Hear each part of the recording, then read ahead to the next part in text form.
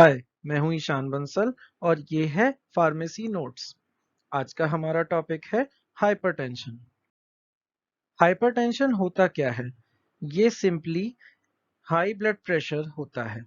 High blood pressure above 140 by 90 millimetre mercury. जो हमारा normal blood pressure है वो होता है 120 by 80। Types of hypertension. Hypertension की दो टाइप होती हैं, एक प्राइमरी या एसेंशियल हाइपरटेंशन जो कि 90% केसेस होते हैं, या फिर सेकेंडरी हाइपरटेंशन जो कि 10% केसेस होते हैं। एसेंशियल हाइपरटेंशन की बात करें तो इसका जो कॉज है वो अननोन है। कोई स्पेसिफिक रीजन नहीं पता कि आखिर ये क्यों होता है, पर कुछ फैक्टर्स हैं जो इससे रिलेटेड पाए गए हैं कि इनकी वजह से हाइपरटेंशन की कंडीशन डेवलप हो जाती है। जैसे कि जीन्स। जीन्स आपके डीएनए का पार्ट है, और अगर आपके जीन्स में ही कुछ ऐसा मेकअप है कि आपको हाइपरटेंशन के चांसेस हैं, तो उससे आपको हाइपरटेंशन हो जाएगा। रेस। रेस का मतलब है, जैसे कि प्रजाति को कहते हैं, वैसे कि ह्यूमंस की बात करें तो हम इंडियंस जो हैं हम अलग तरह के दिखते हैं, चाइनीज और जापानीज लोग अलग तरह के दिखते हैं। तो वो थोड़ा बहुत डिफरेंस है। अफ्रीकन्स जो अफ्रीका के लोग हैं वो थोड़े डिफरेंट हैं हम सब एक ही जाति के, पर प्रजाति थोड़ी अलग है, तो उसे हम क्या कहते हैं? रेस। तो अलग अलग रेस के लोगों में, अलग अलग प्रजाति के लोगों में आप कह सकते हैं कि अलग अलग तरह का हाइपरटेंशन की लिमिट होती है। एवरेज तो 140 बाय 90 की ही है, लेकिन अफ्रीकन लोगों में वैसे ही बीपी ज्यादा होता है, और जो कॉकेशियन है यानी यूरोप और अमेरिका के लोग, उनके में कम होता है जनरली। तो इसलिए हम उसके हिसाब से हाइपरटेंशन को चेंज कर सकते हैं। एज। जैसे जैसे उम्र बढ़ती है हाइपरटेंशन का केस बढ़ता जाता है। सेक्स। सेक्स से यहाँ पर आपके मतलब है कि आप मेल हैं कि फीमेल या फिर ट्रांसजेंडर, तो आपके बीपी पे फर्क पड़ेगा। जो मेल्स हैं उनका बीपी ज्यादा हाई रहता है फीमेल्स के मुकाबले, तो उनको हाइपरटेंशन के ज्यादा चांसेस रहते हैं। डिसऑर्डर। किसी तरह का कोई डिसऑर्डर हो आपकी बॉडी में, शायद कार्डियोवेस्कुलर सिस्टम से रिलेटेड या फिर आपके रेस्पिरेटरी सिस्टम से रिलेटेड, कुछ भी हो सकता है। एनवायरनमेंट। शायद आप जिस एनवायरनमेंट में, जिस वातावरण में रह रहे हैं, वहां पर आपके कुछ ऐसी कंडीशंस हैं कि आपको टेंशन रहती है। मान लीजिए कि कोई पोल्यूशन वाला एनवायरनमेंट है। पोल्यूशन भी कैसा? नॉइज पोल्यूशन, कि कोई आसपास फैक्ट्री है जो हर समय हॉर्न बजाती रहती है, और उस हॉर्न को सुन सुन के आप इतने टेंशन में आ जाते हैं कि आपका बीपी बढ़ जाता है। ठीक। तो इस तरह से भी आपके हाइपरटेंशन हो सकता है। Secondary hypertension. इसका कॉज पता होता है। कुछ स्पेसिफिक कॉजेज हैं जिनकी वजह से सेकेंडरी हाइपरटेंशन होता है। कॉजेज के बारे में नोट करने से पहले हम ये समझ लेते हैं कि इसकी टाइप्स क्या क्या हैं। सेकेंडरी हाइपरटेंशन चार तरह का होता है: renal hypertension, endocrine hypertension, coarctation of aorta and neurogenic hypertension. Renal hypertension, जैसा कि नाम सजेस्ट कर रहा है, किडनी से रिलेटेड है। एंडोक्राइन हाइपरटेंशन, एंडोक्राइन सिस्टम, जिसमें आपके कई सारी ग्लैंड्स आती हैं, जैसे थायराइड, पैराथायराइड, पिट्यूटरी और एड्रिनल, बहुत सारी हैं, तो ये इनके थ्रू होता है। कोएसर्टेशन ऑफ एओर्टा। एओर्टा जो मेन आर्टरी है आपकी बॉडी में, उसमें कुछ बदलाव आते हैं उसकी वर्किंग में, तो होता है। एंड न्यूरोजेनिक हाइपरटेंशन, जो आपके न्यूरो यानी के नर्वस सिस्टम से रिलेटेड है, उसकी वजह से। Causes of secondary hypertension. यहाँ मैंने एक तरफ टाइप ऑफ सेकेंडरी हाइपरटेंशन लिखा है और उसके अपोजिट उसके कॉजेज। रीनल हाइपरटेंशन से शुरू करते हैं। रीनल हाइपरटेंशन में कॉजेज हैं: activation of renin angiotensin system, sodium water retention and vasopressor release. Renin angiotensin system sodium और वाटर की मूवमेंट को ही कंट्रोल करता है आपके यूरिन में और ब्लड के बीच में। यूरिन क्योंकि ब्लड से ही छन के बनती है, तो उन दोनों के बीच में काफी ज्यादा कोऑर्डिनेशन रहता है। रेनिन एंजियोटेंसिन सिस्टम आपके बीपी को बढ़ाता या कम करता है अकॉर्डिंग टू नीड। अब यहाँ पर अगर हम देखें तो करता वो कैसे है, अगर आपके ब्लड से ज़्यादा वाटर फिल्टर आउट होके कहीं आपके यूरिन में चला गया तो फिर आपका बीपी कम हो जाएगा। उसमें क्या होगा, ब्लड का वॉल्यूम कम होगा, और ब्लड का वॉल्यूम कम होगा तो उसका प्रेशर ब्लड वेसल्स पे कम पड़ेगा, तो आपके हाइपोटेंशन की कंडीशन भी हो सकती है। इसका अपोजिट भी हो सकता है कि आपके अगर मान लीजिए कि आपके अगर वाटर जरूरत से ज्यादा ब्लड में रह जाता है और यूरिन में नहीं निकलता, तो ऐसे केस में आपके जरूरत से ज्यादा वॉल्यूम होगा ब्लड का, और उसकी वजह से प्रेशर बहुत पड़ेगा ब्लड वेसल्स पे, और उसी को तो हम हाइपरटेंशन कहते हैं। अच्छा, इसके अलावा सोडियम और वाटर का रिटेंशन डायरेक्टली भी हो सकता है। अगर मैं सोडियम की यहाँ बात कर रहा हूँ तो वाटर की भी कर रहा हूँ।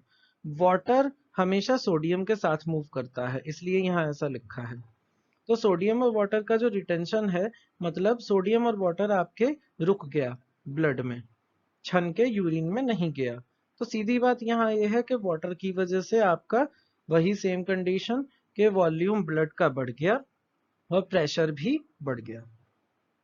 इसके अलावा थर्ड ऑप्शन जो इसमें है कि वैसोप्रेसर रिलीज। आप इसमें क्या कह सकते हैं कि वैसोप्रेसर एक सब्सटेंस होता है, एक हार्मोन, जो कि आपकी ब्लड वेसल्स को दबाने का काम करता है। जस्ट इन केस आपके कभी मान लीजिए कि हाइपोटेंशन की कंडीशन डेवलप हो रही है, तो जानबूझ के ब्लड वेसल्स को ये दबाता है ताकि प्रेशर बढ़ जाए। पर किसी किसी कंडीशन में डैमेज की वजह से वैसोप्रेसर बेमतलब रिलीज होता है, और उसकी वजह से आपके क्या होता है, ब्लड प्रेशर बढ़ जाता है, क्योंकि वो ब्लड वेसल्स को दबा देता है। आप किसी पाइप को दबा दें तो प्रेशर बढ़ जाता है, वैसे ही। अब आते हैं हम एंडोक्राइन हाइपरटेंशन पे। एंडोक्राइन सिस्टम में बहुत सारे हॉर्मोन्स हैं जो कि आपके ब्लड प्रेशर को कंट्रोल करते हैं, जैसे एड्रिनल ग्लैंड के हॉर्मोन्स, थायराइड के हॉर्मोन्स। तो ये सब अगर रिलीज हो बेमतलब, किसी वजह से कोई एंडोक्राइन सिस्टम में प्रॉब्लम है उसके किसी ग्लैंड में, तो फिर आपको सेकेंडरी हाइपरटेंशन हो सकता है। कोएसर्टेशन ऑफ एओर्टा, इसमें एओर्टा जो होती है वो थोड़ी कॉन्स्ट्रिक्ट हो जाती है, उस दब जाती है, और ऐसे में ब्लड फ्लो बढ़ जाता है और उससे बीपी पूरी बॉडी में बढ़ जाता है। न्यूरोजेनिक हाइपरटेंशन, न्यूरोजेनिक में आपके क्या है कि न्यूरोजेनिक आपका नर्वस सिस्टम से रिलेटेड है। अब इसमें आपके दो टाइप्स आती हैं, साइकोजेनिक और पॉलीन्यूराइटिस। इसमें साइकोजेनिक में क्या है, साइकोलॉजिकली आपके जनरेट हो रहा है क्या, टेंशन, उसकी वजह से आपके नर्वस सिस्टम पर इफेक्ट पड़ता है। इसके अलावा पॉलीन्यूराइटिस, पॉली मतलब बहुत जगह, एंड न्यूराइटिस का मतलब न्यूरॉन में आइटिस, इन्फ्लेमेशन। तो आपके कई सारे न्यूरॉन्स में इन्फ्लेमेशन की प्रोसेस हो जाती है, इसकी वजह से नर्वस सिस्टम भी अफेक्टेड होता है। यही नर्वस सिस्टम आपका बीपी भी कंट्रोल करने में हेल्प कर रहा है, तो आपके बीपी पर भी असर पड़ता है और हाइपरटेंशन की कंडीशन डेवलप हो जाती है। Science and symptoms of hypertension, headache और माइग्रेन, आपको सिर दर्द और स्पेसिफिकली माइग्रेन की प्रॉब्लम हो सकती है। सीवियर एंजाइटी, बहुत ज्यादा बड़े लेवल पे आपको बेचैनी महसूस हो सकती है। चेस्ट पेन, सीने में दर्द। विजन चेंजेस, दिखाई ठीक से ना देना, धुंधला दिखाई देना। शॉर्टनेस ऑफ ब्रेथ, आप सांस लेने में आपके सांस उखड़ेगी, आप सही से सांस नहीं ले पाएंगे। नोज ब्लीड, कई बार नाक से इसमें खून निकल आता है, इतना ज्यादा प्रेशर होता है। कॉम्प्लिकेशंस, हाइपरटेंशन से क्या क्या कॉम्प्लिकेशन हो सकते हैं, किस किस बीमारी में वो बदल सकता है। हार्ट अटैक, जैसा कि आपको पता है हार्ट अटैक में आपके हार्ट की जो वर्किंग है वो थोड़ी बिगड़ जाती है। स्ट्रोक, ज्यादा तेज प्रेशर की वजह से कई बार ब्लड लॉस हो जाता है, तब वेसल्स फट जाती हैं और उसमें स्ट्रोक की कंडीशन डेवलप हो सकती है, जिसमें आपके ब्लड पंप करने के लिए बचता ही नहीं है हार्ट के पास ज्यादा। हार्ट फेलियर, हार्ट फेल हो जाता है पंपिंग करने में। डायबिटीज, डायबिटीज की कंडीशन इसलिए भी डेवलप होती है क्योंकि जैसा मैंने आपको बताया था कि ब्लड और यूरिन का एक दूसरे से रिलेशन होता है। तो ऐसे में आप कह सकते हैं कि जो कार्डियोवैस्कुलर सिस्टम है उसका किडनी से रिलेशन है। तो हाइपरटेंशन अगर किसी को है तो उसका डायरेक्ट इफेक्ट पड़ता है आपके किडनी पर, और इसका अपोजिट भी होता है। तो आपके उससे रिलेटेड, किडनी से रिलेटेड डायबिटीज हो जाती है।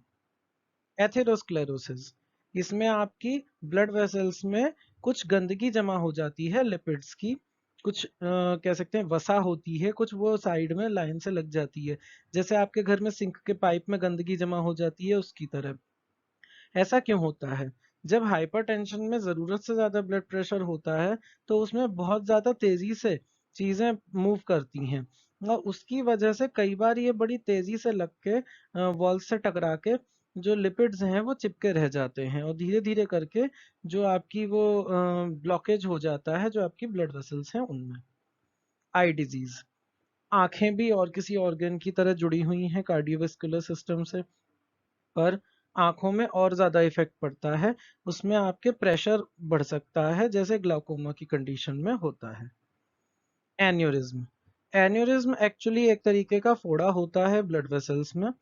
तो अगर ये फोड़ा फट जाए तो इंटरनल ब्लीडिंग से पर्सन मर सकता है। प्रिवेंशन, हम हाइपरटेंशन से कैसे बच सकते हैं? Healthy lifestyle habits must be adopted to avoid hypertension. हमें अपनी एक हेल्दी लाइफस्टाइल की हैबिट्स अडॉप्ट करनी चाहिए। हम अच्छे से रहें, साफ सुथरे तरीके से रहें। क्या क्या कर सकते हैं हम इसमें? Balanced diet, avoid oily and fatty food. आप एक बैलेंस्ड डाइट लें कि आप फल भी खाएं, आप हरी सब्जियां भी खाएं, आप दूध भी पिएं, अच्छे से सारी चीजें साफ सुथरे तरीके की खाएं, और आप ऑयली चीजों से थोड़ा बचें। रेगुलर एक्सरसाइज, आप प्रॉपरली रेगुलर एक्सरसाइज करते रहिए बीच बीच में, ताकि आपको बचाव मिलता रहे, आपका कार्डियोवास्कुलर सिस्टम अच्छा रहे। नो स्मोकिंग और ड्रिंकिंग अल्कोहल। स्मोकिंग और अल्कोहल दोनों ही चीजों से बहुत दिक्कत होती है, और उससे आपके सिस्टम पे फर्क पड़ता है, बोथ नर्वस और कार्डियोवास्कुलर। तो उन दोनों के लिए ही आपको बचा के रखना है अपने आप को इन चीजों से। टेक प्रॉपर स्लीप, ढंग से नींद लेनी चाहिए ताकि आपको कोई प्रॉब्लम, टेंशन ना हो।